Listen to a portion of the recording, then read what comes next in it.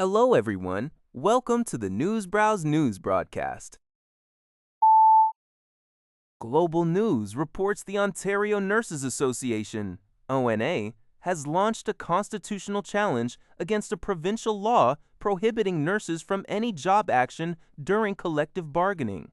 The ONA argues that the Hospital Labor Disputes Arbitration Act is among Canada's most restrictive, infringing on nurses' fundamental constitutional rights. ONA President Aaron A. Riss stated this system allows employers to avoid meaningful negotiations, with arbitrators imposing contracts that reinforce the status quo and neglect critical issues like wages and understaffing. The association maintains that essential patient care can be sustained during job action, citing successful models in other Canadian and international jurisdictions. The Ontario Hospital Association, however, calls the challenge deeply troubling, warning it could jeopardize patient safety.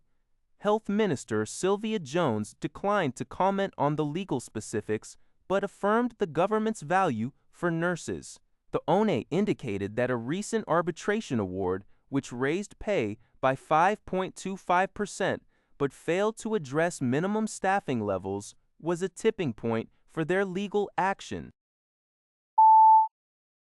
A new TD report highlighted by the Canadian press indicates that Canada is in a strong position to mitigate food inflation risks stemming from global fertilizer shortages.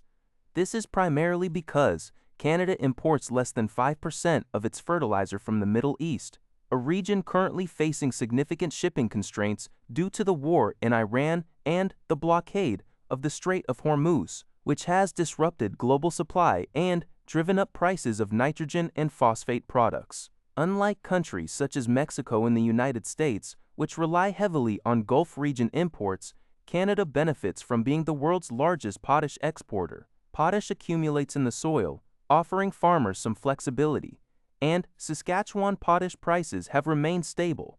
Canada also has access to domestic and U.S. nitrogen fertilizer production. While Canada has strong canola and corn inventories providing short-term stability, soybean inventories are a weak point. The report warns that many Asian and African countries, heavily dependent on Middle East fertilizer, face a much higher risk of food inflation, with Sri Lanka cited as a clear example. The Canadian press reports that the federal Liberal government has dismissed petitions from residents in southern Ontario who are calling for farmland purchased for Arccraft over-the-horizon radar installations to be preserved.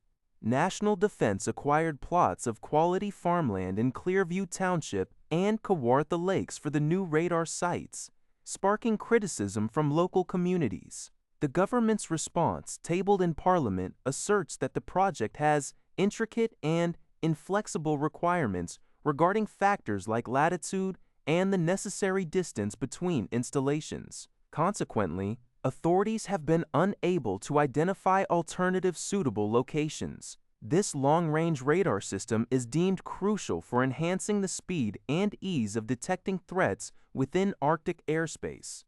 Despite its Arctic monitoring purpose, the installations themselves must be situated south of the 46th parallel and the Trans-Canada Highway. The government is also rejecting calls to register the acquired property under an agricultural trust.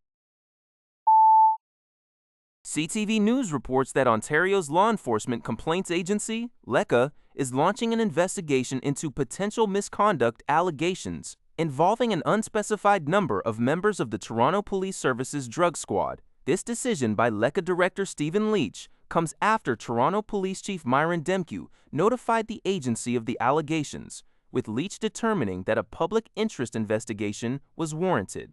The initiation of this probe follows Det. Const. Brian Suckrum, a plainclothes officer with the drug squad, pleading guilty to impaired driving and flight from police in a July 2024 incident. Currently, LECA's investigation is suspended due to ongoing related criminal proceedings and will resume once those legal matters are concluded. Due to strict confidentiality obligations, LECA cannot release the names of any officers who may be designated as respondent officers in this investigation, nor can it comment on the specific details of the allegations or any connection to the ongoing criminal proceedings. An investigative team consisting of LECA staff members has been assigned to the case, with an aim to complete the probe within 120 days. That's all for this video. Thank you for watching. See you in the next video.